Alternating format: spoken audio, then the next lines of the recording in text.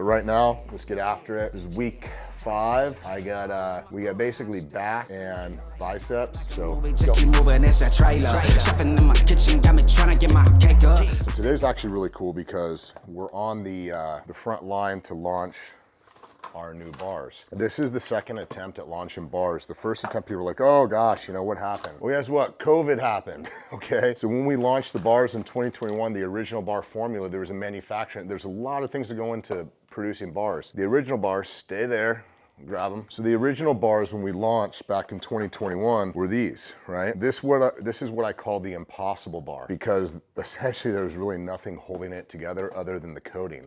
Very light, very fluffy, boasting 20 grams of protein, 3 gram net carbs, 1 gram sugar, 0 sugar alcohol, which is essentially what kind of holds the bar together. So when you don't have whey protein concentrate, which has lactose in it, so that's kind of a lower quality of protein, which look at any bar, most bars use whey protein concentrate as a protein source, helps hold the bar together. We didn't opt for that. We wanted 0 sugar alcohol. So that bar was essentially held together by the type of coating. Well, because of COVID and, well, you know, actually the supply chain of this great United States, they decided that they were going to put moratoriums on certain imports when it came to raw materials, charging costs going up, things like that. So we couldn't get that coating, couldn't manufacture the bar any longer. So we launched it, and no joke, like, the day that we launched and we shipped 300,000 bars to our warehouse, I get a call from the manufacturer saying, Mike, I know we just shipped the bars literally a couple hours ago, but we can't manufacture this anymore because we just got a call from the supplier and they're not gonna send us that coating anymore. So it's kind of like a oh shit moment, but we couldn't produce anymore. So we've been working since then to try and produce a bar that is stable, a bar that still boasts great macros and it tastes really good. I'm a big fan of something that you can kind of like feel when you eat, not just chew. So the nice thing about this is that with the chocolate chip cookie dough, there's actually inclusions in here. So there's a little bit of a crisp with it. With the chocolate coconut that we've launched, it's more of a softer feel. So they're both very soft bars. Look, a lot of bars in the marketplace, and I'm not gonna name names, but you can probably figure out who. After a week, they're hard. They're literally they're like biting hard, chalky powder, right? And that's been one of the biggest problems with the protein bar category, in my opinion, is that regardless of all the other factors, the bars are they harden, they're not good, they taste chalky. So with this is actually a pretty savory treat. And look, let's face it, bars are bars, right? It's really hard to separate things from what bars are, where they currently could be. The only thing that we were able to do was this truly was like a game changer. It just, the scale, just couldn't do it. So these are launching in GNC, Vitamin Shop, Amazon.com, and our website, JYM Supps. So be on the lookout for those. There's a few things that I have done within the last day, really to make sure that we're giving you guys the best possible price. Because there was some pricing issues initially with the setup, but I'm taking care of that to make sure that these are gonna be right there with you. So realistically, it's gonna be competitive with any other bar in the category. And just remember, bars are all about the amount that you produce. So when you're jumping in, like we are, into the bar category, we don't have the distribution that some of the other bars have now, right? They're producing in the millions. So when you're producing in the millions bars each month, you're getting the benefits of the manufacturing costs going down, right? So we can't jump into those waters at the volume just yet. So the bars, regardless of where they're at now, the goal is to kind of get that price down over the more that we sell. So it's just business 101. But right now, let's get after it. This is week 5. We got basically back and bicep.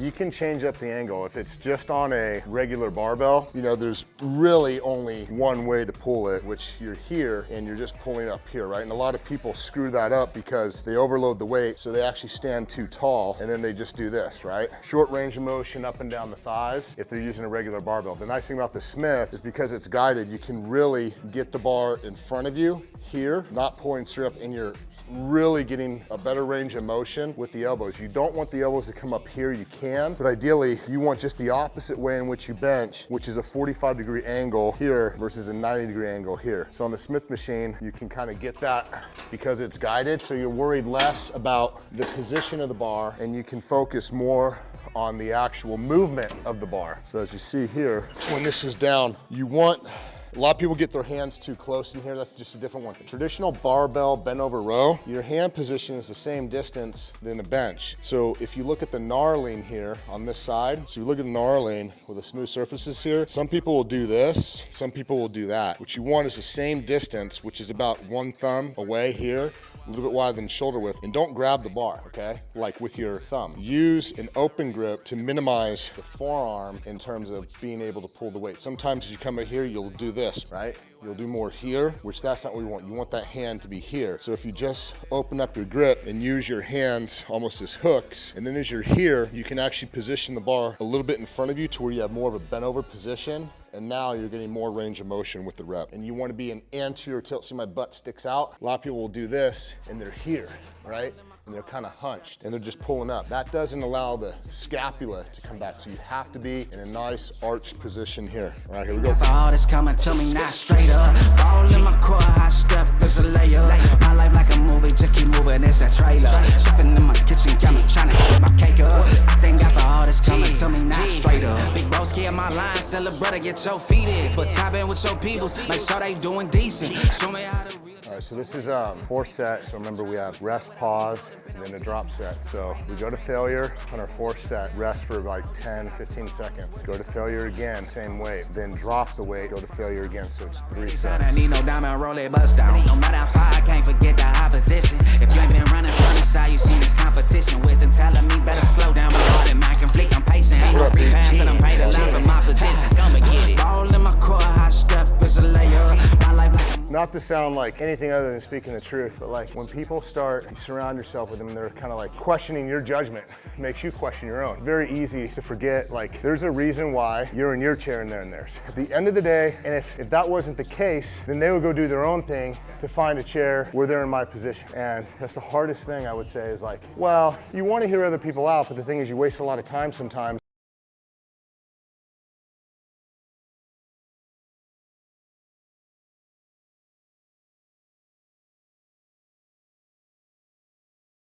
Offend anybody, but I'm tired. It's like, dude, if you're gonna take offense to people objectively disagreeing with you, especially when it's your decision, that person's got some insecurity issues.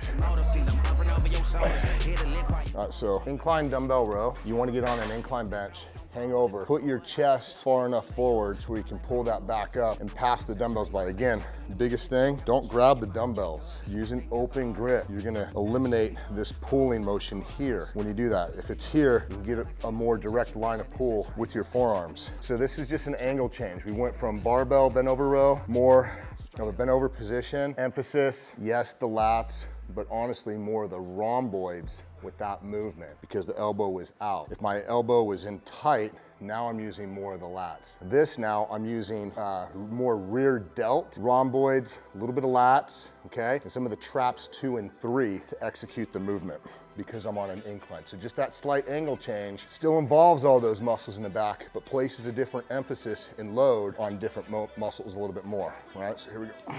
Head neutral, not down. They hate when you elevate.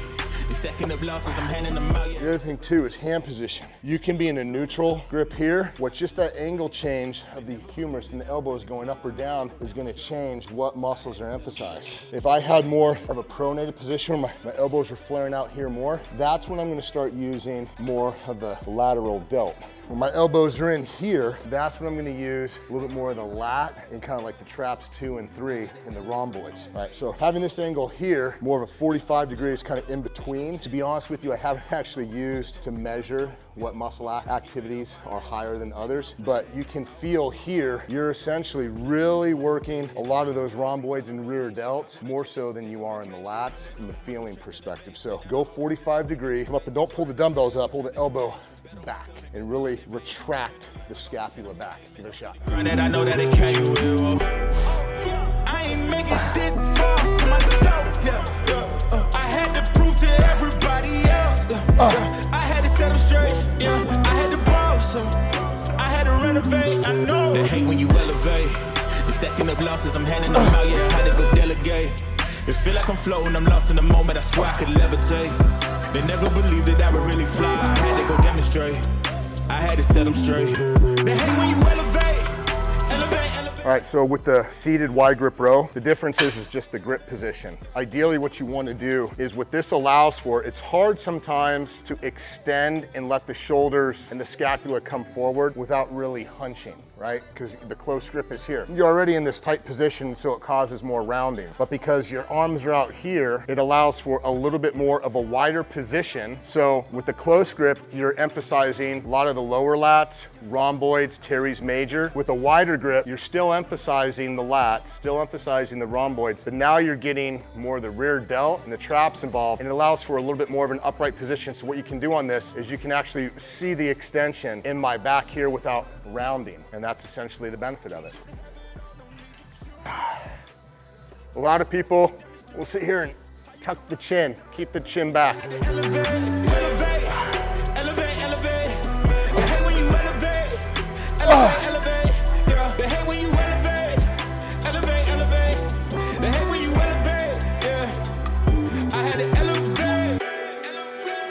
So barbell curl, people think is simple, and that's true, right? You're just curling the weight up to target the biceps. But there are different grips that play a key role into which part of the bicep that you actually hit. So if you look at the biceps, so biceps have an inner head and an outer head, right? So as you flex here, the inner head is flexing kind of more here, right? To create girth. The outer head, or the longer head, is responsible for peak, right? So this peak in the bicep comes from the longer head. Now, the length of the tendon is gonna really determine the genetics of the peak, but to give the best potential for your biceps to grow and get the peak, you can change grips. A closer grip allows for more emphasis to be placed on the long head. A wider grip allows for more emphasis to be placed on the shorter head. So you can play around with the grip position. So right now, I'm gonna opt for a closer grip. And the problem is a lot of people will have their shoulders here and they're doing this, right? Try to keep those shoulders back and depressed. And as you come up here, you're gonna notice the bar travel doesn't really come all the way up here because I want to maintain that weight onto the biceps. So here we go. So I'm opting for a little bit closer grip. Shoulders not forward,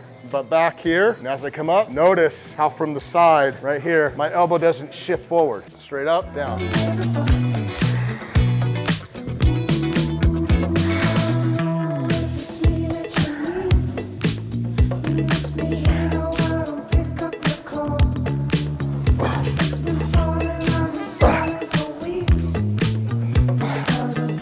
Seated barbell curl. It's a good one. So, seated barbell curl, and a lot of people don't understand the benefits of it. Joe Weider, who essentially started the fitness industry, was one who really utilized this exercise, so it's nothing new. It's just he knew back then what it does. And so you're working on a partial range of motion. It's no different than like having 21s for people, you know, they come partially up, where they do from the bottom here and then come down here and then do full range. You're starting in the part of the range of motion to where the bicep is most active. When you're fully extended here and you start curling, what's responsible from the arm being straight to about right here is more the brachialis and the brachioradialis in the forearm. The bicep's active, but it becomes more emphasized as the arm comes up, which is the reason why you get stronger at the top here. The stronger at the top is because the bicep becomes more active. So while you're doing that, it's good in a lot of cases to do a partial rep, which the seated bicep curl allows you to be positioned in the start with the flexed arm where the bicep is going to be its most active. So realistically, you can do more weight. And then the technique for this, a lot of people will come up here and they'll, you know, do this, right? They'll lean back and the arms come up. It's not the way you want to do it. You want to keep the forearm nice and straight, depressed, shoulders depressed and back. And as you come up here, the bar travel isn't that far. It's just from here up to here. That's a full contraction of the bicep, okay? So overload the weight, keep everything stiff, shoulders back and depressed, and then get it done. So here we go.